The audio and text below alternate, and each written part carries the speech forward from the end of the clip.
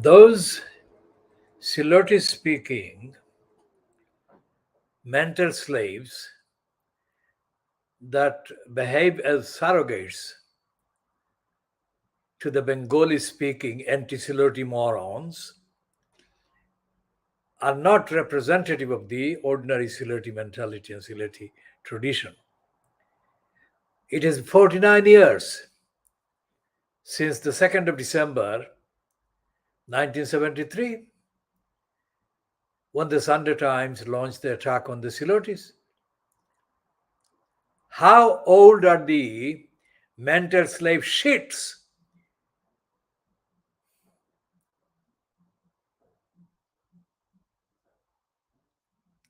that are running the Bengali language fucking news programs at the expense of the Silotis? You fucking morons. How old are you? You shits. Where do you come from? Where in Silot are your ancestors, you shits?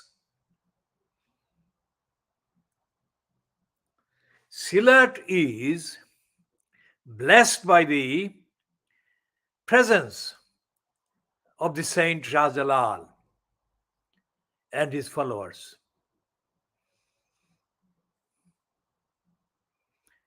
They arrived in Sylhet with the message of truth, honesty,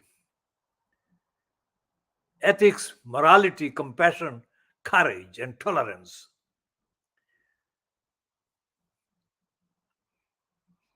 For 700 years, the saints have blessed Silot. And for 700 years, the descendants of Shaitan, the remnants of Shaitan, have been benefiting from Silot by pretending to be Silotis, but actually serving the agenda of the anti-Silotis, all the liars and shaitans.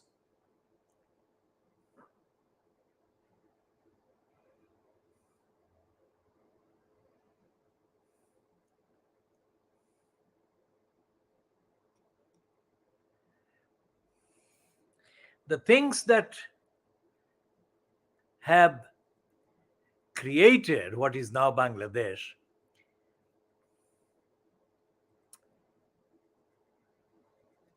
are very clearly identifiable.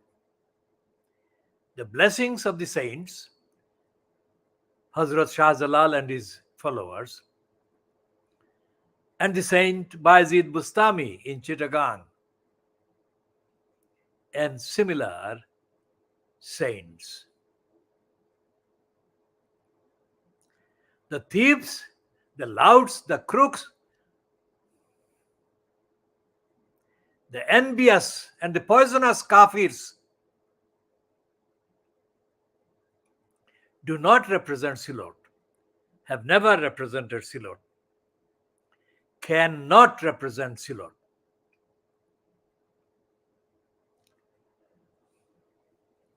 One of the satanic rituals that the misnamed Abdul Salik performed while he was abusing somebody else's property in Hanbury Street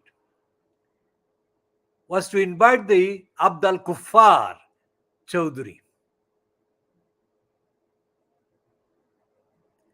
And Abdul Kuffar Chowdhury spewed a pack of lies about his achievements in 1971. Shaitan Chowdhury did not achieve anything. He is a parasite.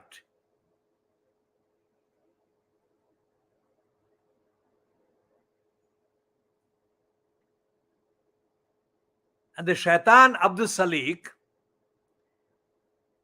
outraged morality and ethics by inviting people into 108 Brick Lane from the streets. People are walking in the streets, and he would go out and invite people to come in there. And then he would tell lies about other people. And then he would tell lies about other people. And then he would tell lies about people that he had lied to about other people. This shaitan would invite Shaitan Abdul Kuffar Chowdhury. Abdul Salik never invited or hosted or organized a single event,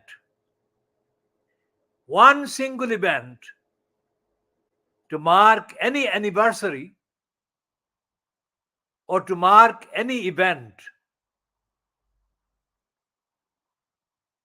connected with the Saint Shahjalal Muzarrad Yamani or any of the other people that have been blessing Silot for hundreds of years. Shaitan Abdul Salik audaciously insulted the God-fearing members of the community on the first day of Ramadan by holding a satanic event at his restaurant.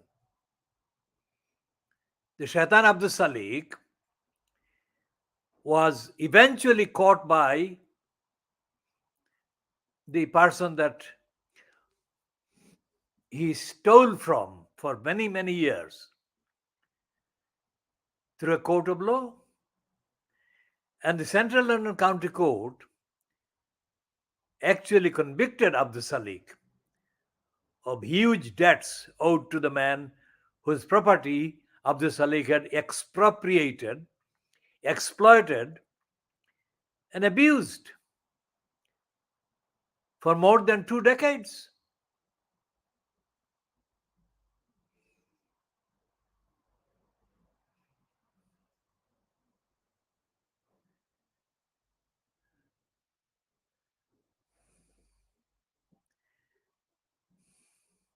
These are not people that actually represent or can ever represent the spirit, the character, the ideals, and the ideology of Silot.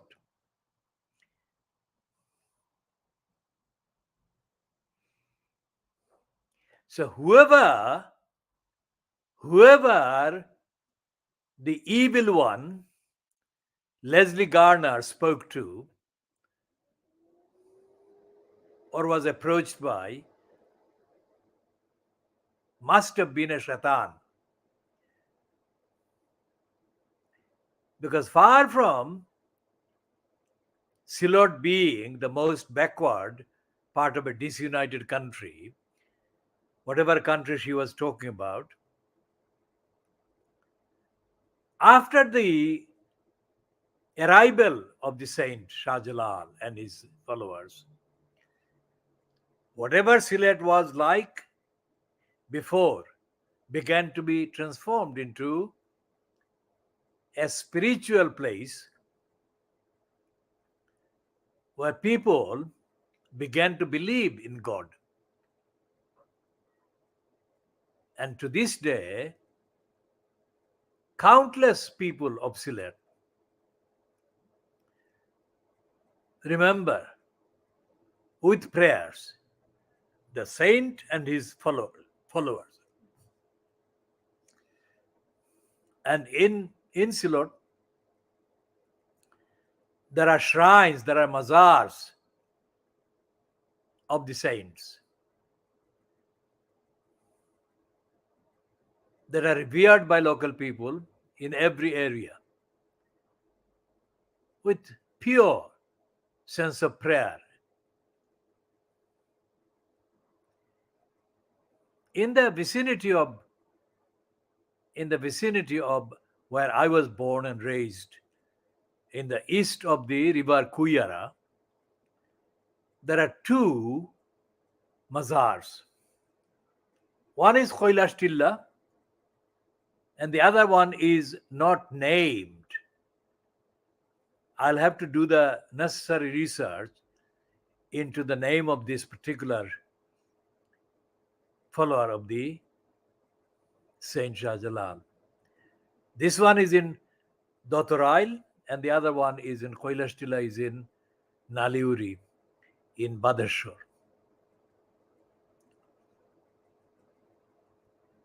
These are places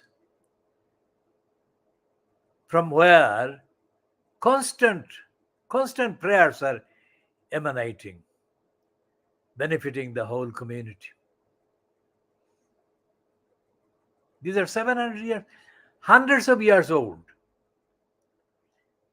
The Saint Shah Jalal came in sometime in the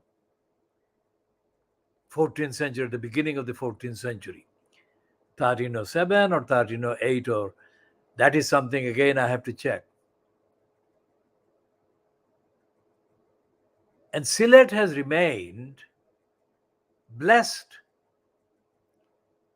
for 700 years.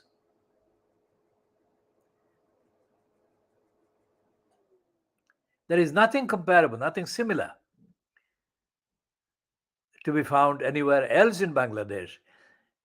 Hazrat Bayezid Bustami blessed the area, but his number of followers, as I think at this moment, are less than Hazrat Shah Jalal's followers. But despite the numerical difference between the two saints, they're both saints and they're both revered. And both are sources of spiritual solace to the believers.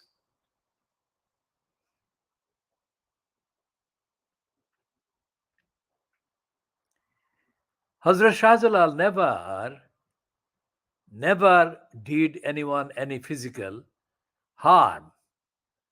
The entire message, the entire mission of him and his followers was a mission of peace and humanity and support and respect.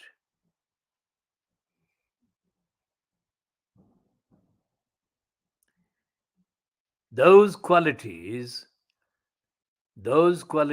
are beyond the reach of shaitans.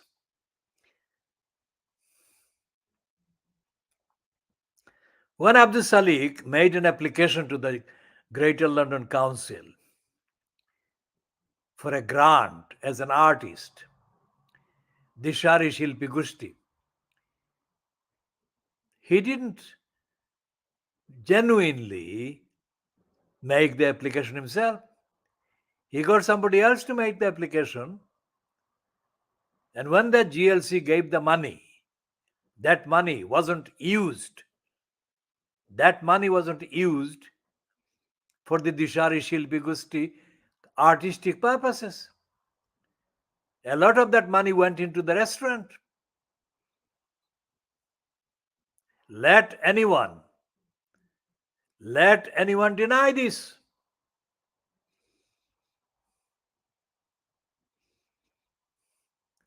I had a physical fight with the chair of the GLC Arts Committee at the time, Peter the racist cunt, Pitts. Let the fucking cunt, Peter Pitts, deny it. I told him that the money was not being used for the purposes for which it was supposedly granted.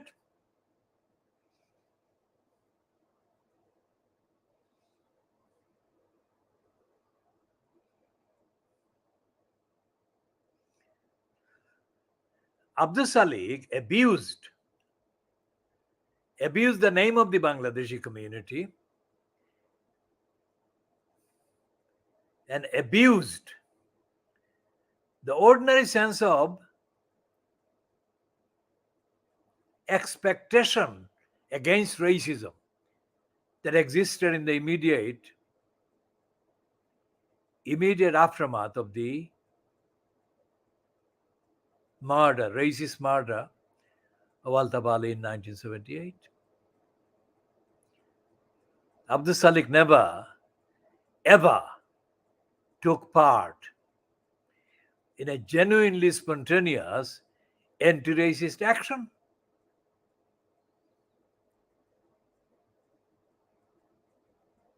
So when we started the campaign against Monica Ali, second round in 2006 and 7, Abdul Salik lied. Abdul Salik lied and said, on the record, it is on the record, that he would burn Monica Ali's book. Why would he burn Monica Ali's book? The answer he gave was to get attention, mention in the media as an extremist statement. He intentionally made a knowingly extremist statement in order to get his name in the news. He had no substance. Abdul Salik had no substance to anything he said against Monica Ali, because his concern was not about defending the community's reputation against anything Monica Ali had written. His sole purpose was to get himself mentioned. I wrote the original analytical statement against Monica Ali. And Abdul Salik lied to the Guardian and others whom he phoned and said this was written by him. Abdul Salik could never write one paragraph, let alone a longer one. He could not write a paragraph that could ever compare to anything that I write. And he lied. And he lied and he claimed that what I had written was his writing. That is why I boycotted any meetings, anything to do with Abdul Salik talking about Monica Ali, when I found out that he was lying.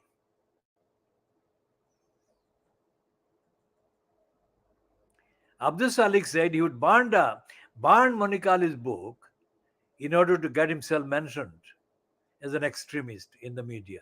He didn't mind whether he was called an extremist, a terrorist, or whatever. All he wanted was a satanic purpose to get himself mentioned. How was he better than Monica Ali?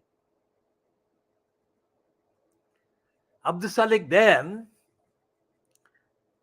decorated the entire front of the 108 Brick Lane address with newspapers that had news items about Brick Lane protests against Monica Ali's book. All he wanted to do was to show that he was the one that was mentioned. But he forgot. Perhaps he misunderstood, because the Guardian actually ridiculed him. The Guardian piece actually mocked Abdul Salik as a thug and ridiculed him as a thug in print. I stayed away from that little gathering of 20 people or so that Abdul Salik had organized in order to get himself mentioned.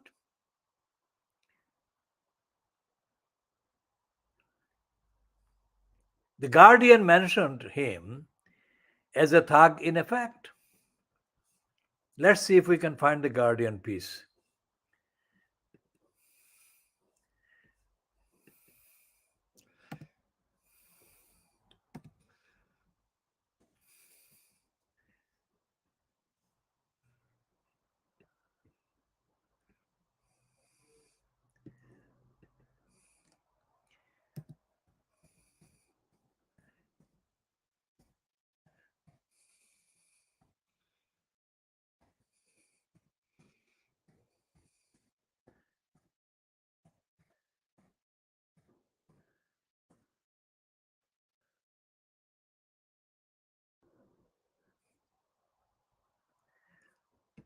On the 27th of July 2006,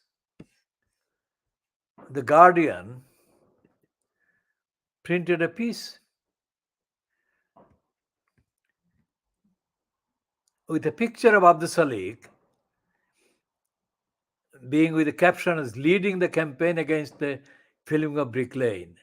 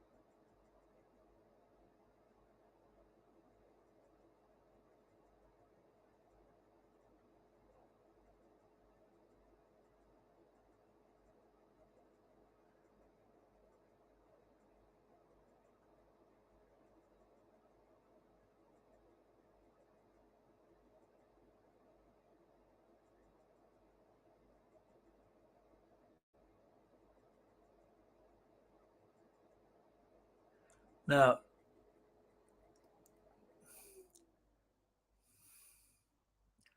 the piece in The Guardian, as I've said, is by Paul Lewis and it's dated the 27th of July 2006. And the picture shows Abdul Salik as a thug. Look at the picture.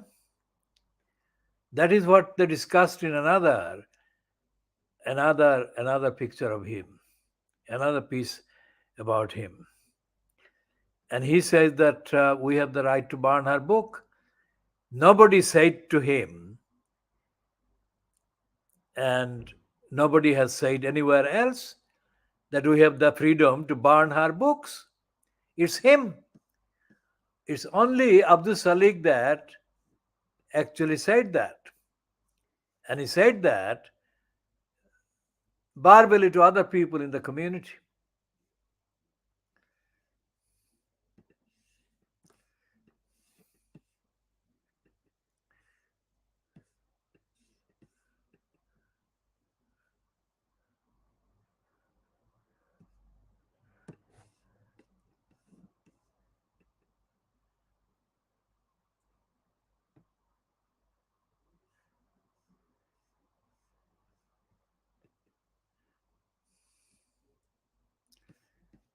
The other piece about a week or 10 days, probably it's 2017, so it's about 9 days before that.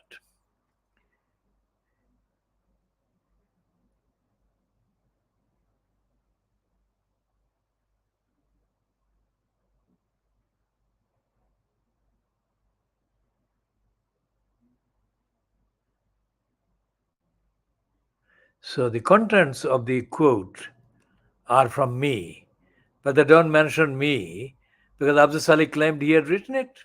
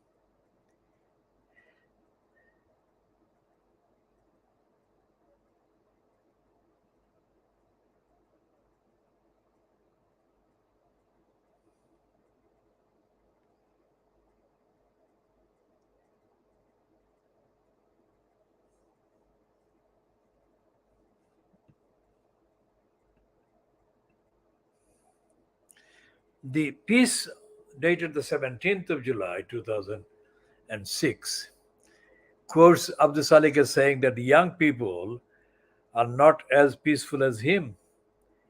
What a stupid, absolute lie. Absolute, utter lie.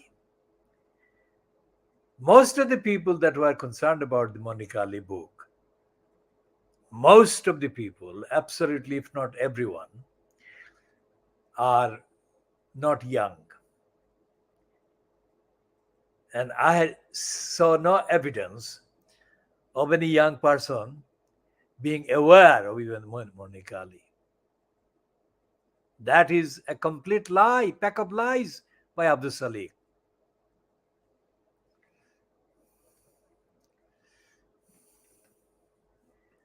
Where did he get that idea from?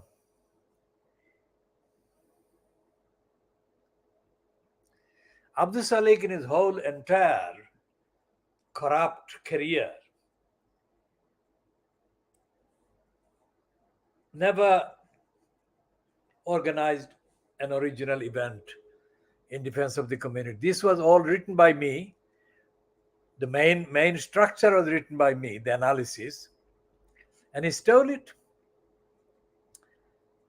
I would rather that he stole it and got himself in the news than I being anywhere near him.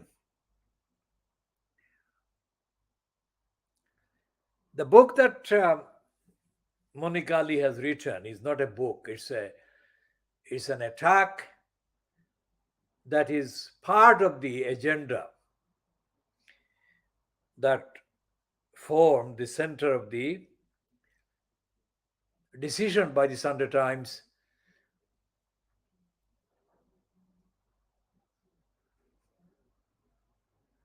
30 years previously to attack the Silotis in Brick Lane. Where was Abdul Salik? Where was Abdul Salik when the Sunday Times attacked the Silotis? Of course, he was in the UK. There is no mention in the entirety of Abdul Salik's life of the campaign against the Sunday Times article. So, where did he suddenly realize that he was anything to do with defending the community?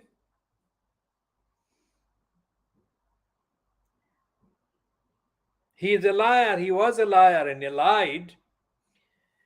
And as I said before, anyone who has got footage taken by Abdul Salik surreptitiously featuring me anywhere in his restaurant event, so called, must make all the footage available to me without any need for me to take any legal action against them. And his second son videoed the meeting that I chaired in January 2011, I think. I'll check that date. And his elder son promised to me several times that he would make the video available to me. He never did. That video belongs to me because I chaired the meeting and I allowed that filming to be done on condition that the film would be made available to me. That is a legal statement, one of the many legal statements that I am having to make. Anyone who has got images of me in possession of the Salik's relations must make those images available to me. Any video, audio records of me must be made available to me as well. This is a legal statement again. Abdul Salik would not have brought his wife to the UK if he were actually deported. He could not have brought his wife or his children to the UK if he were deported, as he was most certainly going to be deported. I prevented the deportation. I prevented the deportation.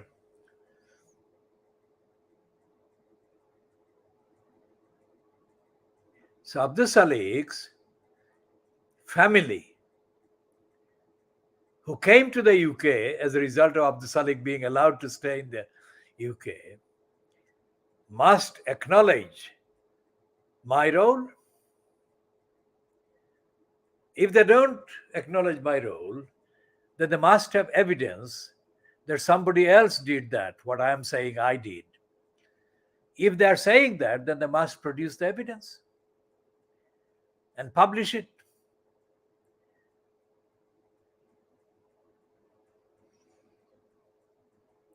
Because it was my decision to declare a campaign against the decision by Peter Shore and others supporting Abdul Salik's deportation that triggered Peter Shore, Dan Jones, Paul Beasley to make immediate arrangements with the Home Office and to get Abdul Salik's deportation dropped. It was me. Remember what I'm saying.